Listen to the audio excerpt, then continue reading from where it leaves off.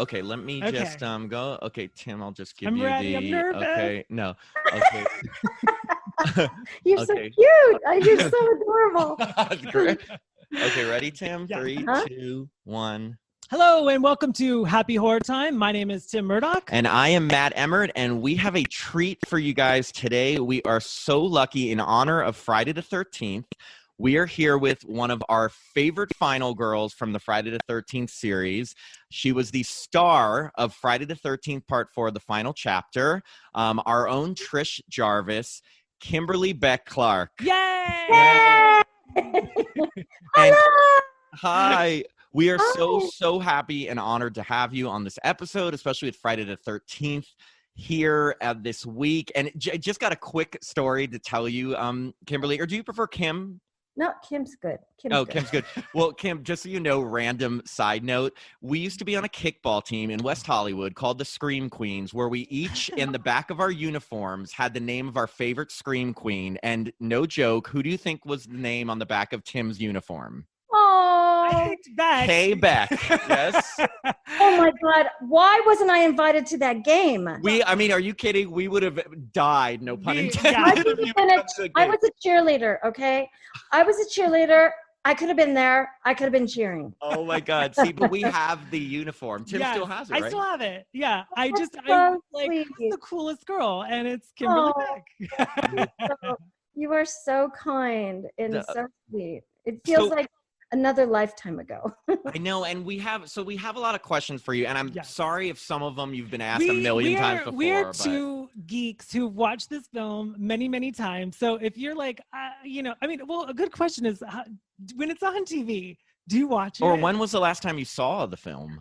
Well, my son Miles came with me to sign autographs in Cherry Hill.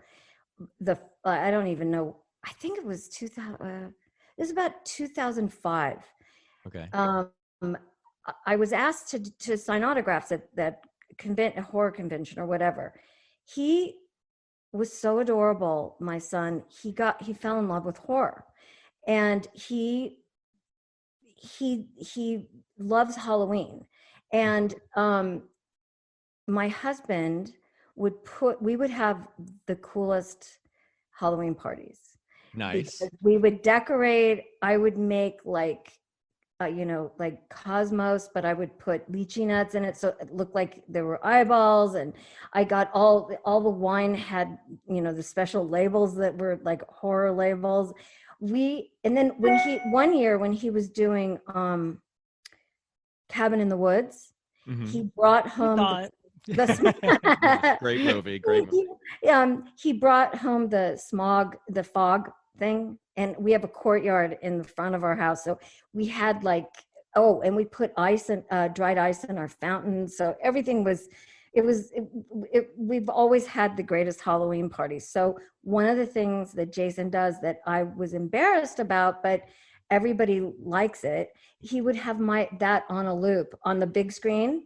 And that is amazing. Jason, your husband, of course, not Jason Voorhees. yeah, Is hysterical. that confusing for you? Yeah, everybody. Yeah, it was really funny because my first son was born on Thursday the 12th. Oh my God! Where you had to be I was thinking, like, oh my God, I married a guy named Jason. I'm having this baby. It can't come on the 13th. that would have been amazing. But sorry, go on. So he put the movie. So we've always had this great party, and so that would be playing, and that was the only time I would see it. I never really. It's hard to watch yourself, It's not. Yeah. I mean, No. What was, and I know, it was back obviously in 1984, but just starting to begin, what was the audition process like for you for that movie? Did you know it was a Friday the 13th movie? Were you familiar with the franchise at that time? Yeah. I mean, I've never ever seen any other Friday the 13th but mine. Oh, really? Yeah. Oh, wow. Well, because I get really scared, and I don't know. I just look at them like soaps because they're because it's the most dramatic thing, and there's a continuation, and it's a hot young cast. Yours is definitely one of the best, though, and I'm Yeah. not just saying that because you're on there. I think we could agree. At least you've seen one of the best ones in the series. But That's so sweet. What I did I approached it, I remember thinking, I don't want to see one. I don't want to act like I'm acting as, like acting out and not just being in it. So I tried really hard to be as much as I could in just the reality of it. And that was, I was nervous that if I saw it, that I would start acting like the other girl. I didn't know how I was going to scream or any of that. It's weird when you don't. I remember like being in my house and I got the job and I was like, okay, I got to scream. Like I've always had those weird dreams where you can't scream. Have you ever had? Yeah. Where you No, I open know. your mouth and you can't. It's the worst feeling, isn't it? It has like to mean something. cotton mouth. It's terrible. Or like I've also had the weird dreams, almost like the little paralysis when you feel like you can't move and stuff, and that's terrifying too. No, but like I've had I'm a boy, and I had to scream in our little horror film, and screaming does not come naturally. I mean, unless you're really genuinely scared, and I don't even think if you're scared, you would even take the time to scream. Yeah. I think. Wait, you said you have a boy? You have a no, I was saying I'm a boy. Oh no, but boys don't scream. Well, I'm so dude. Like, did it come? Did the screaming come naturally to you? Like, were you able to just get into that frame of mind? Yeah, once it was connected to a real fear, I could scream, but I don't think I screamed that much. I mostly cried and yelled Tommy. No, that is true. Had you done any horror movies or horror films or horror TV shows or anything horror related before Friday the 13th? Never. No. I'd always done, I started work when I was 2. Oh my gosh. Always did. I mean, my first movie was I played Jimmy Stewart's daughter. And there's actually a really funny photograph of me hysterically screaming and crying at 2 years old with Jimmy Stewart holding me. Somebody sent it to me. It's on the internet. That's amazing. But anyway, I never in all those years did anything. I'm trying to think today. I mean, Marnie was a Hitchcock film, but it wasn't scary, really. It was, I did the Munsters. That was scary. Oh, you were on the Munsters? Like a guest star? Oh my God, that's so cool. It was the one where Eddie drinks a potion, he turns into a girl. Grandpa makes a potion and he turns into a girl. And so that was me. That's amazing. That's so cool. Like, scary. That was a scary set. That's so funny. So when you got the role of Trish Jarvis, did you know right away that she'd be the final girl in the movie? I mean, like, you're one of very few survivors of this entire series. Did you know when you got the part that it was the lead or the survivor? I knew she was the lead because I was brought in. I was thinking about it and I was going to look it up before I called you just because I was curious. Fern Champion, I think, was her. The casting director, right? Yeah. And I don't know. I was thinking, I wonder if she's related to Gower Champion now that I'm older and I know Gower Champion and, the dancer. And I just wondered if she was. That's why I was like in the shower washing my hair going, God, I should look her up because maybe. But she brought me in and she had cast me in a soap opera called Capital. And by the way, I have to mention this because I told my mom that we were interviewing you and I was saying like, Kimberly Beck from Friday the 13th Part 4, the final chapter. And she's like, oh, you mean Kimberly Beck from Capital? Yes, my mom remembers you. I just have to give a shout out to that because she was like, I remember her in Capital. And so it's so funny. Mom, thank you so much. Yes. Oh my God. Well, she'll listen to this and she'll be very happy that I met you. But yes, she loved Capital. Okay. Rant over. No, it's fine. I love it. So, I was married to Baron Hilton Jr. and John Conboy cast me in Capital. And I was not happily married and I left him, but I went by Kimberly Beck Hilton then. And John thought that I was like a princess to him. This is before Paris Hilton. I was going to ask you, any relation to Paris and Nikki? Yeah. Oh. She is I've seen her a couple times since, obviously. Yeah, she was my niece. But oh my gosh. So before she made that part of that family famous, it was just Hilton Hotels. And So John Convoy loved that. And when I left, seriously, it was like 3 weeks later, he fired me and hired Catherine Hicklin to take my part because she was married to David Hasselhoff. Oh my gosh. He had some bizarre, there was no reason to fire me. And so I had left my husband, didn't take anything. I was a working actor and I needed to, make money.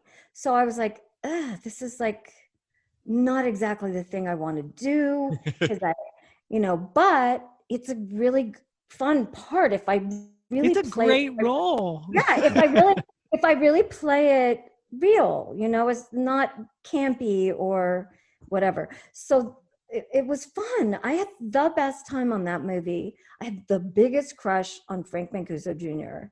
He is cute. I've seen him in interviews. Yeah. He's still really cute.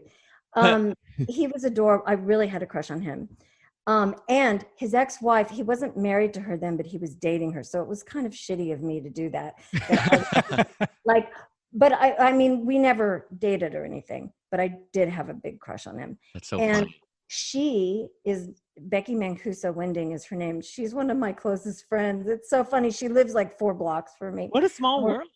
I know, it's so weird. That's so cool. It's funny because when we look at the part of Trish, she's such a smart, resourceful, tough character. And as you know, well, actually, maybe you don't because you don't watch a lot of horror because you said you did. But, we as people who watch so much horror, those characters are few and far between. And your character, it really, it started a legacy really as just like a tough final girl. Like, how does it feel to join the ranks of like these final girls who have survived them in tough, compassionate characters, when you go to the conventions, like, and you see the other final girls, they're like, is it a fun group to be in, or is it yeah, we're all good friends.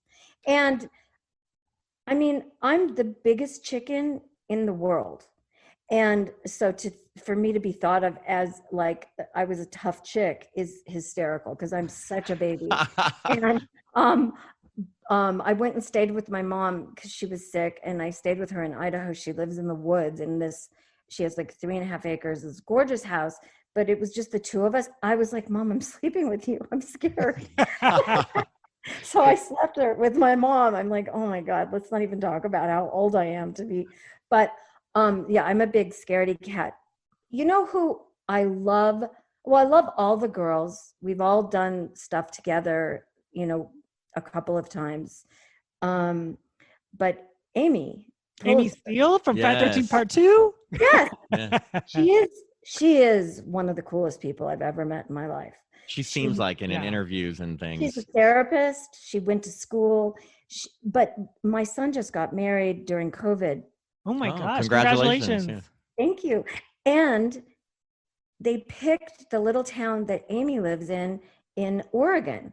So I called Amy and I was like, Amy, you're not going to believe this. I've never been there. Could you tell me I need to get a caterer? Because we only did 10 people, but I had to do it like it was a real wedding. Mm-hmm. And I rented a house on an acre over the ocean. It was amazing, but it was the weekend of the gnarly fires that were in Oregon. Yeah. I never saw the ocean. It was literally on the ocean. Oh. But Amy came through for me in such a great way. She's one of the coolest people. She's just so real and down to earth and loving and kind. She allowed me to have everything delivered to her house. Oh, wow. From Amazon. I had to buy tables and chairs because my son, I had like linen napkins and linen tablecloths, and I had to get like a caterer. I had to get a florist. I had to get a photographer. It was like, we were really doing a wedding, but during a pandemic.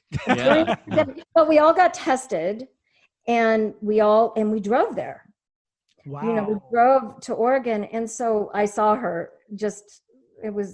My son got married on September 12th. So. Oh my gosh. Well, congratulations with it. No, that's so cool that you keep in touch with her. Yeah. I gotta ask about, which I'm sure you've been asked a million times. Obviously, most of your scenes in the movie are with Corey Feldman, who I know was kind of like, was he a big child star at the time, or was he just up and coming? From what I know, starting to. He was just starting. Yeah. What was he like to work with? Was he easygoing that time, or was he already knew he was a star? No, because I was a child star kind of, Yeah.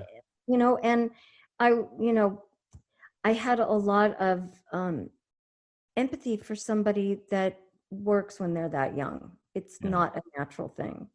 And I could see dysfunction in his family. I remember we started shooting on Halloween, and we were in Buellton, and I took him trick-or-treating. Because I said, really? Yeah, I said, you need to go trick-or-treating, and I'm going to take you. You're and like, we're going to set up the brother-sister bond right away. Yeah, absolutely. And so we were in this really podunk. Now it's kind of a cooler town. It's Solvang, really. Oh, and okay. Yeah. Buellton, was Anderson split pieces. I know Solvang. Yeah. That's where we stayed. I've never heard of Buellton. I've heard of Slovang. Solvang, yeah. I'm pronouncing that way wrong. I was like, Slovenia? I'm butchering that completely. So you took him trick-or-treating after the first day of shooting on Halloween? After the first day, I don't know what he got dressed up as or anything, but he was like 11 or 12. And I said, I'm taking you trick-or-treating. So I did. And it was really fun. We had a great time.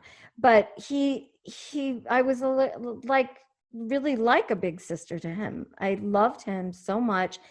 And, I was at the offices and Family Guy offices doing some business. I had gone in and I saw, you sign in, and I saw right above where I signed in, it said Corey Feldman. And I hadn't seen him. I went to visit him on the set of the Goonies. Really? Yeah, I was working on TJ Hooker. Nice. I was working on TJ Hooker, and I was like, oh my God, I've got to go say hi to Corey. It was a couple of years later. And, but I really hadn't seen him. So he was recording something for Family Guy. So I went over and I hugged him, and we saw each other.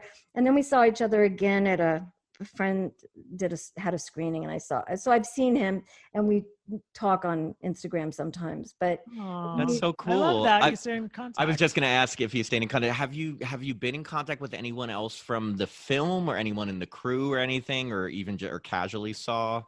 I saw Joe Zito at Target once.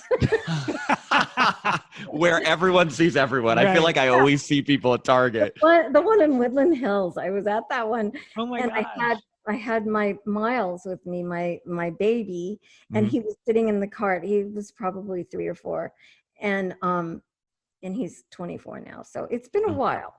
Oh wow. Okay. It's funny to see Joe. I loved him. Joe was fantastic. He was great to work with. Oh, and so my husband produces a TV show called The Orville.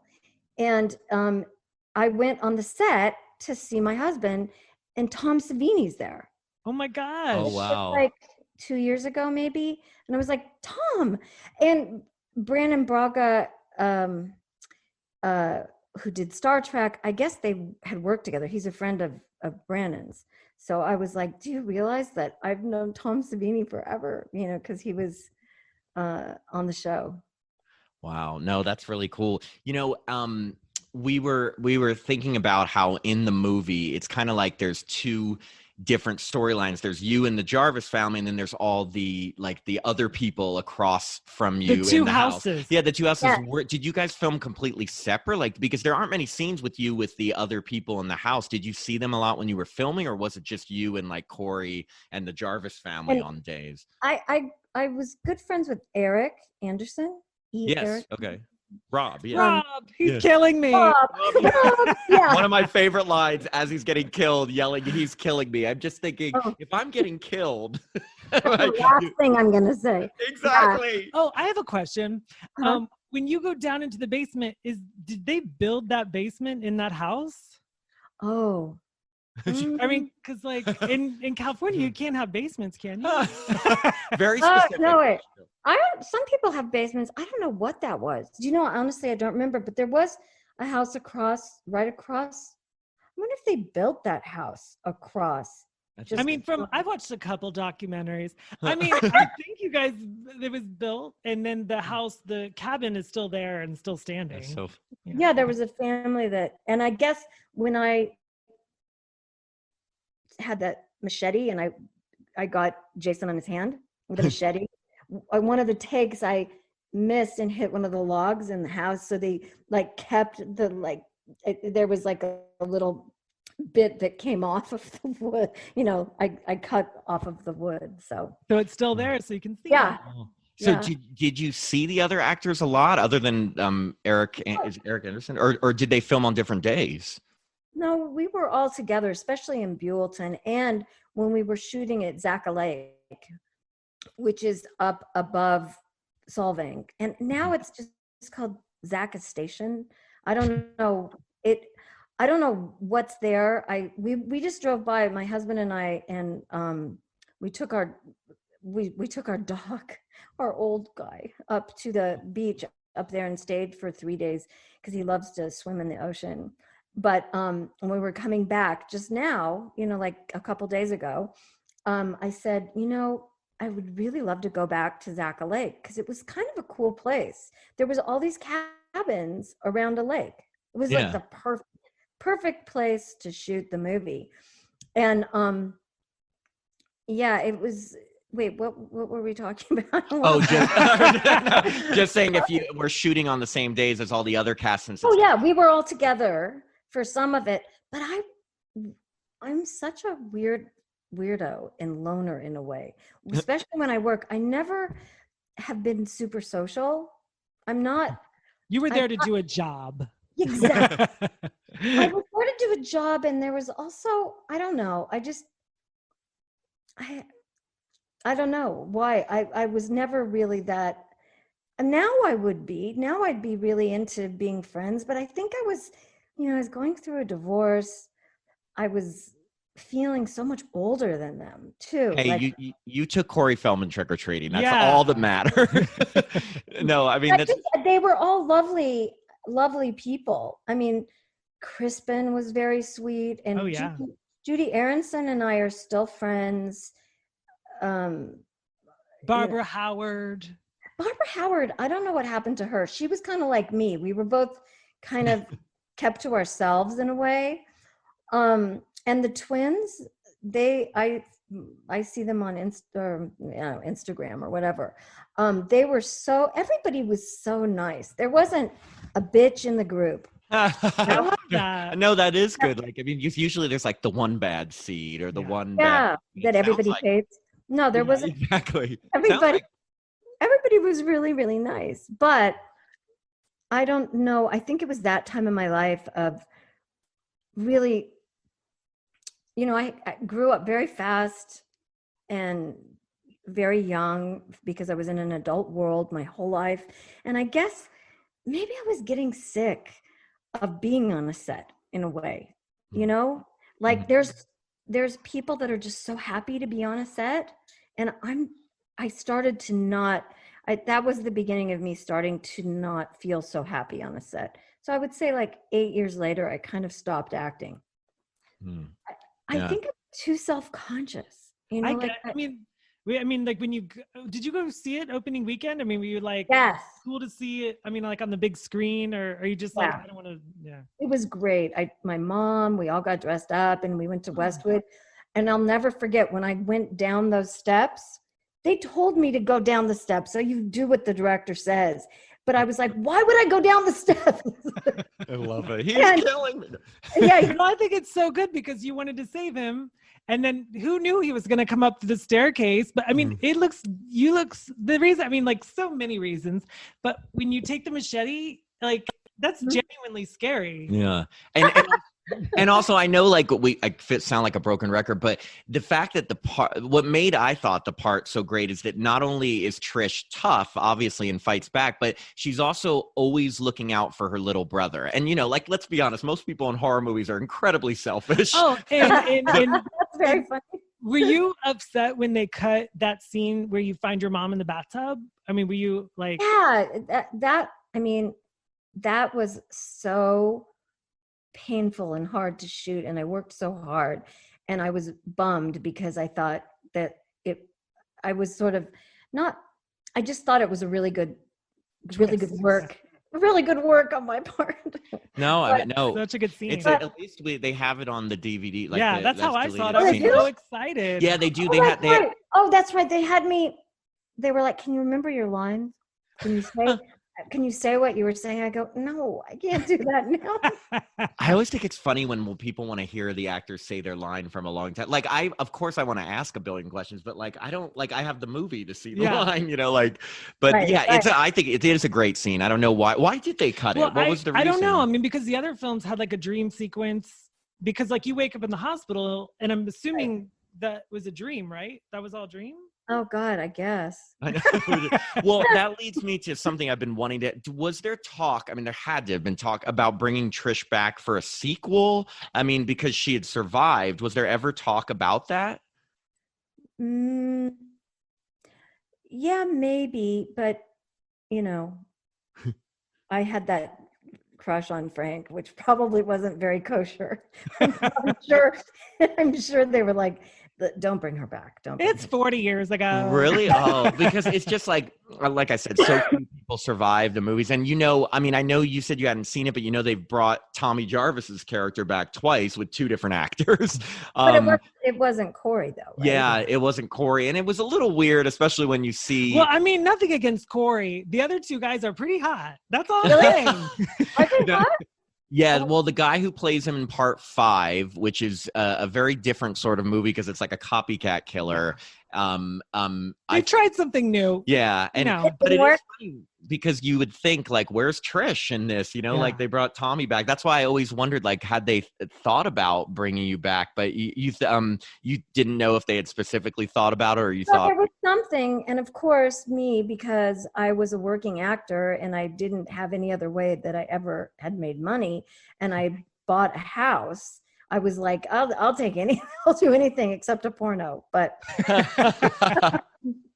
but I worked, you know, I wanted to work to pay bills, and it was, you know, it was important.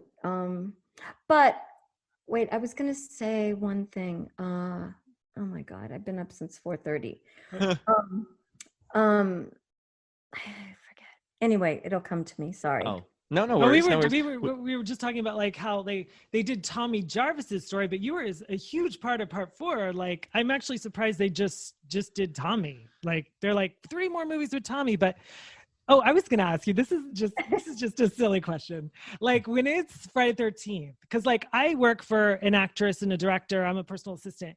Like, they get residuals in their mailbox, and it's like I'm like, that is awesome. So like, whenever Friday 13th rolls around, are you? I do. I get residuals. Yeah, they're not. I mean, I usually cash them and pay my housekeeper.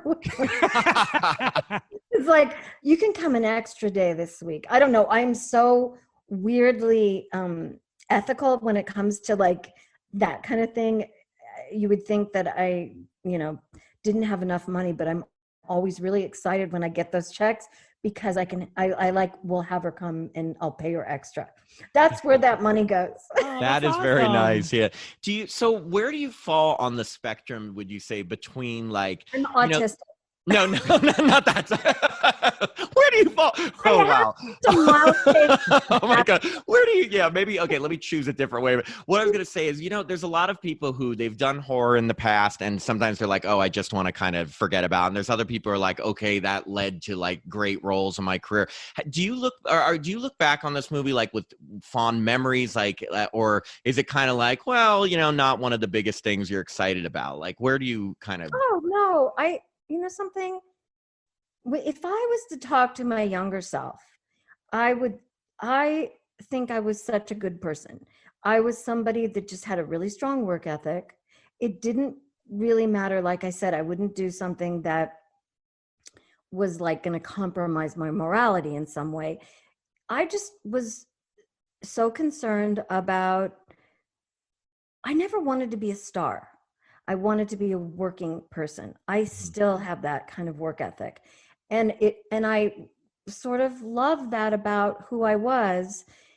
because I wasn't pretentious. Like didn't think of myself as anything except a working actor, that somebody that loved, I had fun. It was my creative outlet. I really appreciated doing it. I was so grateful for the opportunity, but really my way of supporting myself. That's how I looked at it, Yeah. But and I was really grateful for that experience. It was amazing. I mean, we just talked about it when we passed Zaka Station, not Zaka Lake, Zaka Station. It was, I said, that movie went on forever.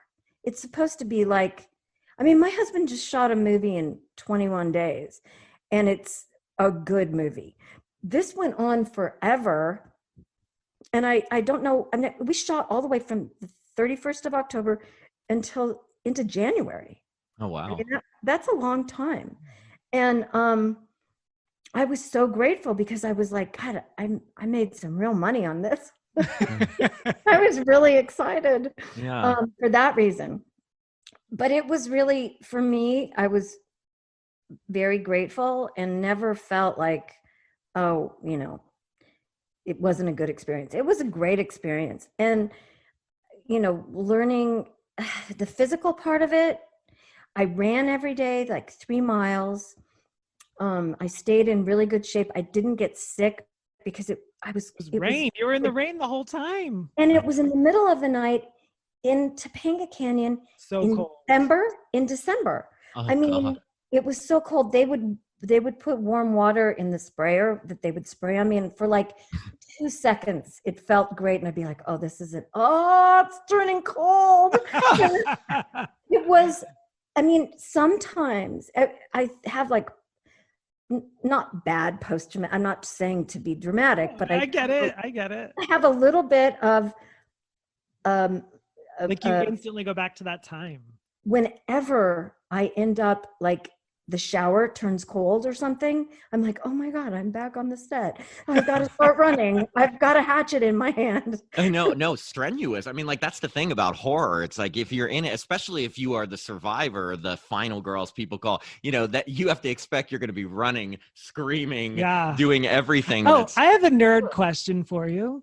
I love it. With that hammer, when Corey gets attacked and you take a hammer, obviously it wasn't a real hammer, but with the when sound she's effect, hitting Jason over and and over. I think it was made like of some sort of foam. Oh my gosh. It looked, with the sound effects and the music and everything. For part of the close-up, I think I had a real hammer, and then it got switched for other takes when it was like flaccid.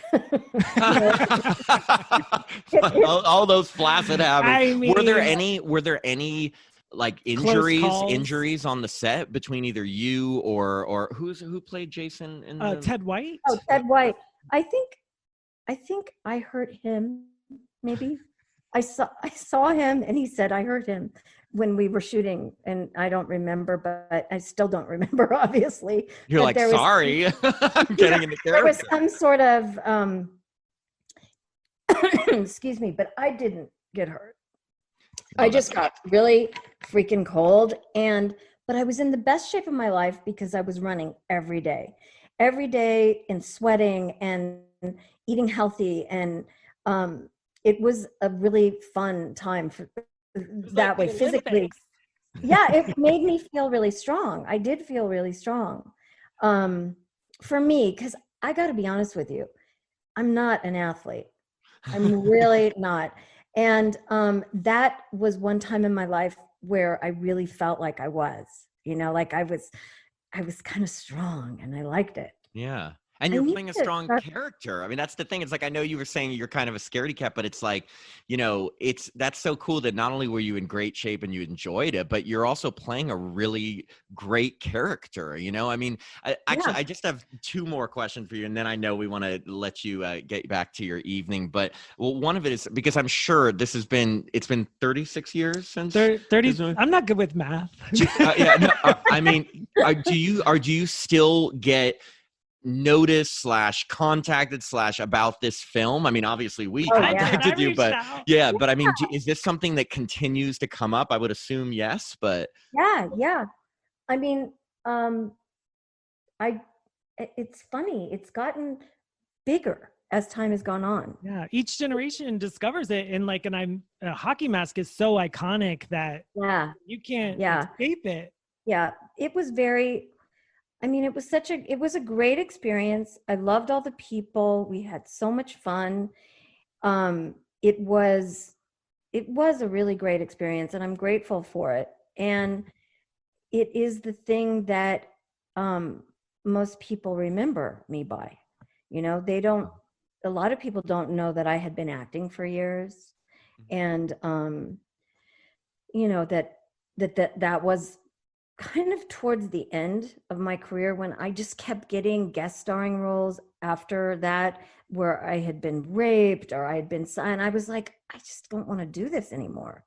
It's not, I'm not, I don't know, but it was really, really an incredible part. And I would say that would be the thing that most people, I'm always kind of shocked about it. Is somebody, well, you did such a good job in it, and there's a lot of horror nerds like us that you guys are so sweet. Thank you so much. Of course. The last question. Oh, wait, sorry. I want to just tell you. So I don't know if you guys know who Bobby Heckman is, but he's like a super horror fan. He lives in New York, but he's always, I met him a couple of times at autograph signings. And then has come out here, and we'd meet for lunch. He's the sweetest, greatest guy. But he said to me, you had an impact on my life, because when I would come home from school or I would watch that movie, I related to, I wanted a big sister like you, basically. And a lot of people have told me that their parents were both at work, or it was like somebody that made them, that the movie made them almost feel safe in a way, you know, that it had an impact, kind of, I would say people like in their early 40s. Mm-hmm. That's time. Me. I'm in my early 40s. No, that's fabulous, though. You look fabulous. But it must feel that's so cool. Like, just, that's so cool to hear. It's so cool that that to play a part in one of these movies has such a lasting effect. I mean, obviously. No, I'm very honored. And it's just so, you know, what really matters the most are people. And and good people. And I have met the nicest people that are big fans of horror or the Friday the 13th. And you wouldn't think so. I remember when I was going to the autograph signing, and I brought Miles with me, who is 9 at the time. I was like, you know, these might be weird people. I don't know. I don't know what horror people are like at all. I had no idea. And and everybody was like, I was overwhelmed by how kind and sweet. And I was embarrassed in a way, like, oh my God, I don't deserve for you to feel that way about me. It was very sweet, and it was really touching to me. I remember, you know, calling my husband saying, these people are unbelievable. I love them. So my experience with everybody's been the whole thing has been great. It really, honestly, it has. And I don't think I did one really bad movie called Nightmare at Noon, I think it was. Oh, it's the worst. I drink the water in this little town, and I turn green, and I become rabid, and I attack people. But it really, I don't even really know. It was me and Wings Hauser. And both I know who that guy is. Yeah. I mean, I don't know personally, but everybody was very nice. We shot it in Moab. Bo Hopkins, and I think George Kennedy was in it. I know George Kennedy. Yeah, it was kind of not the greatest movie, but that was the only other sort of horror movie. But that wasn't really a horror movie. It was just I had rabies or something. I don't know. That's amazing. Well, what I wanted to kind of ask you is the final question. If they ever decided to reboot the Friday the 13th series today and wanted to bring Trish Jarvis back, would you be up for reprising the role? Totally. It would be Okay, so that is the fun. It would be good. I had like this idea. I thought getting the 4 Friday girls together, we're meeting, we go to like Camp Crystal Lake or whatever, we go like as the actresses. And then a whole Friday the 13th thing would start. Like we'd bring our teenage kids and then they would be the ones that started the new. I remember saying, like, wouldn't it be fun if they rebooted it in that way? You know, like these actresses, they're going for autograph signing and they're going to do it at Camp Crystal Lake, but it's really like the setup and it's like Jason comes, or I don't know. I've thought it would be so fun to do that. I think I would have to pull my shit together. Really good. I love that. Don't you? Absolutely. No, and let me just tell you, as horror fans as we are, it is so nice to hear that kind of thing because people love these characters. And, you know, like you see what they've done with like the Halloween franchise. They brought Jamie Lee Curtis back after 40 years. It's like a lot of these characters, the nostalgia factor is so important. So I think people would absolutely love to see that. So it's so cool that you're up for that, you know? Yeah, I would totally. I mean, I'd need a little notice, but we get back into that 1984 shape, running 3 miles, and that shirt dress. Oh my gosh, did you get to keep it? Oh my God, I was so freaking sick of that thing. I had like 10 of them, and the boots. I think that was my idea, the outfit. But you said it was a men's shirt with a belt, right? Yeah, it was a men's shirt with a belt. It was a cute outfit. It was, but that is so odd. Like they're like, hey, you know what? Let's have her wear a men's shirt with a belt. Well, and you know what's funny is like they had no budget. And so it was like a really, but wait, what were you going to say, Tim? I was just going to say, like, you know, when you go out to meet Rob in the tent, like, no, they didn't give you an umbrella. They didn't give you like, a rain jacket. They're just like, you know what? She would just go in her clothes. She would go in that same dress. Yes. Yeah. I mean, it's really cute. In the boots. Yeah. The boots, they were really cheap boots. They weren't they were slippery in that mud when I was running. It was not necessarily the best choice. Were you there the day that the girl jumped through the window? Like, obviously that wasn't you, it was a stunt woman, but did you get to see it live? I can't remember. Yeah, I think so. I was probably so freezing from being wet that they would, you know, wrap me up and then I'd have You're like, I'm good. Wait, that wasn't you jumping through the window? I thought it was you. Yeah, somebody thought that it was me. Really? I mean, it looks like... I didn't correct them though. I let them think it was me. You're like, yeah, you know, dude, I hope you got stunt pay for that. Yeah. No, it was great. And I am so grateful that you guys contacted me. It's very sweet. I mean, people have asked and I'm like, I just don't, I don't know. I don't know. I haven't done anything in a while.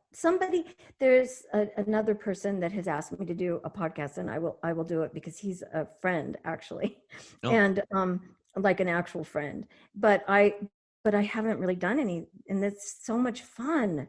It's so much fun to finally meet you, Tim. Yeah, so nice to meet you too. I've been just like, I mean, I picked you for my kickball name. And yeah, like, he did. I'm picking Kimberly Beck because she's awesome. Yeah. And I love you. And just so we are so incredibly grateful that you took the time out because, and I know like Matt haven't been connected to you on Instagram. I hope that now we can be.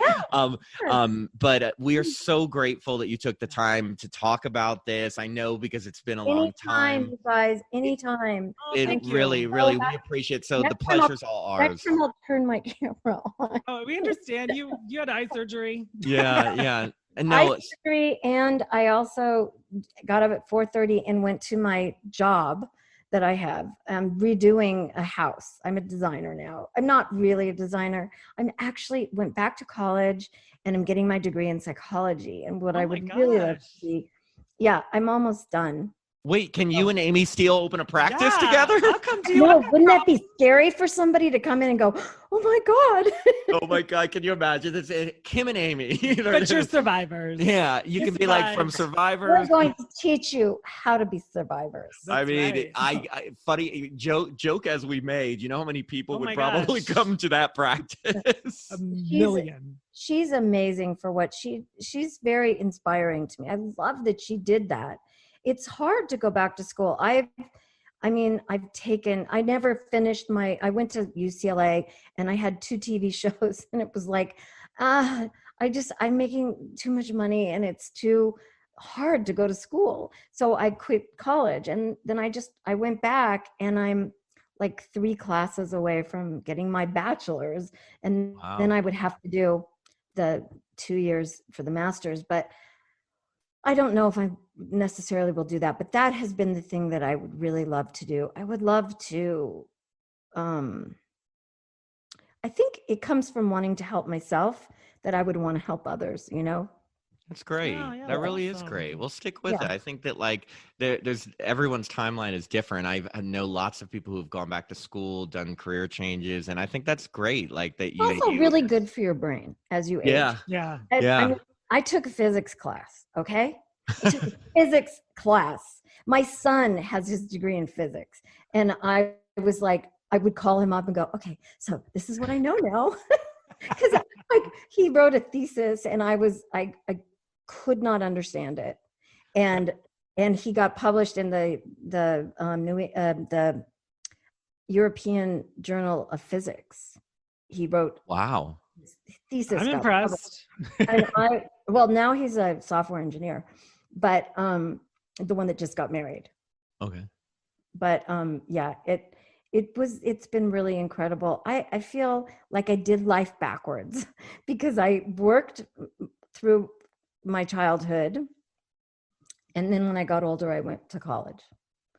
Hey, There's no rules. Life has no master plan. You're right, and when it'll all come full circle when we get this new Friday the 13th reboot on the Oh, so tell me, will you send me the link to the podcast? Of course. Of course, yes. we're gonna of course. First off, we'll definitely promote it, and we're Are probably they gonna see you on the podcast No. like this? Oh, it's just okay. It's yeah, all it'll just be you. audio, but we're planning to release it on Friday the 13th, so probably like Friday at midnight or something, just so it's perfect for a Friday the 13th great. thing. And we will definitely be promoting it on Instagram and Twitter. you are a special guest, Yes. and we're really excited. I mean, this literally this made not only our day, like probably our month and year. 2020 for It's me. really like seriously. Oh my this means God, so that's much to so us. sweet because 2020 has sure sucked, hasn't it? Yeah, 2020 has sucked, but what a great way to Yeah. bring in the ending of the Yes. year to be able to talk so to you. sweet. Me Yes. and Biden, right? You're like first Kimberly Clark, next Joe Biden. That's Joe Biden. Exactly. No, you guys are so sweet. Thank you so much. I send you big hugs and lots Yes. of love. And it's such an honor to be, that you wanted me to do it. Oh, it's Thank the you honor for- and the pleasure yeah. is all ours. Seriously, Awesome. thank you so Thank much for your you. time. I just want to hug you guys. I Oi. know, here, virtual hug. Virtual hug. You're so cute. Thank you so you. much. Yes, thank you Okay. so much. Okay, take care. Have a great night. Thank you. Kimberly. Bye. Okay, bye. Thanks to everyone for listening to Happy Horror Time. We're so grateful you've taken the time to listen. We hope you'll stick with us as we review more horror movies, continue to spoil everything, and reach out to horror celebrities hoping to get them on the show. Thanks especially to our friends and families for listening and supporting us through it all. And special thanks to my boyfriend Jacob Randall, who's basically serving as our producer and helping us with the show. We couldn't have done this without him. Please check out Jacob's very engaging true crime podcast. It's called Crime of Your Life. If you'd like to support Happy Horror Time, you can sign up at patreon.com/Happy Horror Time. Patrons will get access to premium content like bonus episodes, additional audio, and more. You can also follow us on Facebook, Instagram, and Twitter, all at Happy Horror Time. And if you'd like to contact us, email happyhorrortime@gmail.com. We'd love to hear from you. I'm Tim Murdoch. And I'm Matt Emmert. And Thanks again for listening to Happy Horror Time.